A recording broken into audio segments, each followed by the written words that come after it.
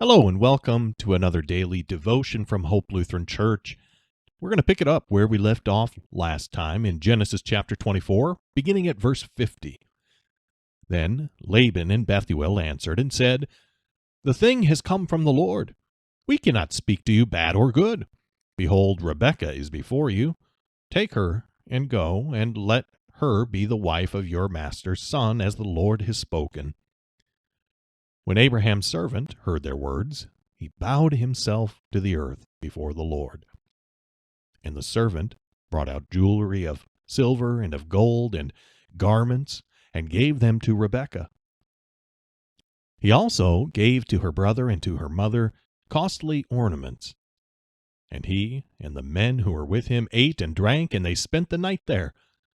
When they arose in the morning, he said, "Send me away to my master." Her brother and her mother said, "Let the young woman remain with us a while, at least 10 days. After that she may go." But he said to them, "Do not delay me, since the Lord has prospered my way. Send me away, that I may go to my master." They said, "Let us call the young woman and ask her." And they called Rebekah and said to her, "Will you go with this man?" She said, "I will go." So they sent away Rebekah their sister and her nurse, and Abraham's servant and his men. And they blessed Rebekah, and said to her, "Our sister, may you become thousands of 10,000s, and may your offspring possess the gate of those who hate them." Then Rebekah and her young women arose and rode on the camels and followed the man. Thus the servant took Rebekah and went his way. Now Isaac had returned from Beer-lahai-roi and was dwelling in the Negev. And Isaac went out to meditate in the field toward evening.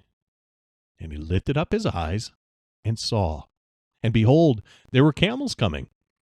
And Rebekah lifted up her eyes, and when she saw Isaac, she dismounted from the camel and said to the servant, "Who is that man walking in the field to meet us?"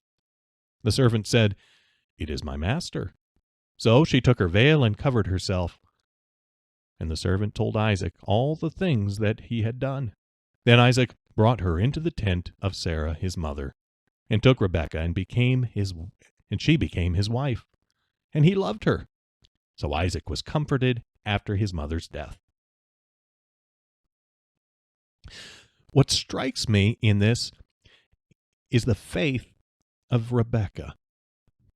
Rebekah has heard the word of the Lord, and she believes it, and she is willing to act according to it right then and right there.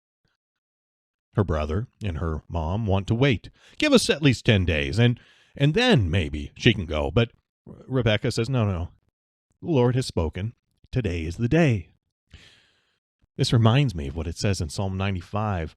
"Today, if you hear his voice, do not harden your hearts, as at Meribah on the day at Massah in the wilderness, when your fathers put me to the test and put me to the proof, though they had seen my work." The psalmist is there telling us, when the Lord has spoken, believe it and act according to it today. Don't wait for a future time, but hear the word of the Lord, believe it, live according to it, and act according to it. The book of Hebrews picks up on this idea as well. "Today, if you hear his voice, do not harden your hearts, as at Meribah." So the same is true for us. The Lord has spoken to us in his word. Believe it. Live according to it. Trust it today. Not in some future time, but today, while it is still today. That's it for today. For our devotion, believe the word of the Lord. Live according to it. Trust it. It is trustworthy and true. God's blessings, and I look forward to being with you again tomorrow.